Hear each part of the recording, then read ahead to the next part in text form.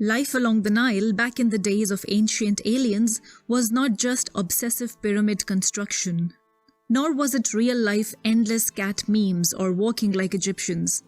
It was actually, how do I put it, more everyday than that. We know life in Egypt centered around the river Nile. For farming, for transporting big stone blocks, and for traveling, the Nile was always a better choice than the desert sands. But was it? The Nile was full of hippos and crocodiles who were ready to launch a surprise attack on any boat whenever they felt like. Pharaoh Menes was actually killed by a hippo while traveling along the Nile, and so were many other ordinary faceless Egyptians.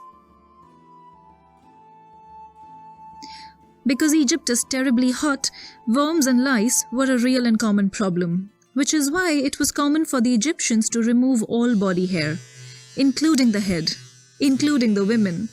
Instead, they preferred wigs because when those got infected, they could easily be tossed away for a new set.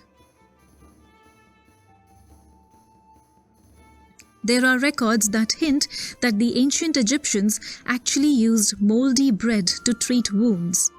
Before you smirk thinking you're too smart and that's too silly, well, moldy bread contains penicillin. Yeah, maybe it was the aliens who told them about that secret as well.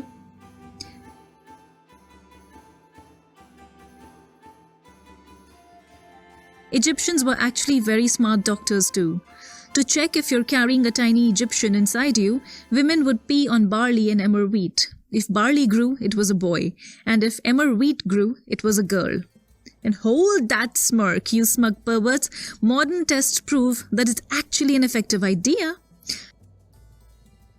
And if you didn't want a tiny Egyptian, well, there were some birth control methods.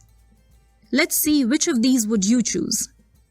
You could make a mixture of crocodile or elephant excrement, mix it with honey or dates, and shove it in. Or take sheep's liver and shove that in.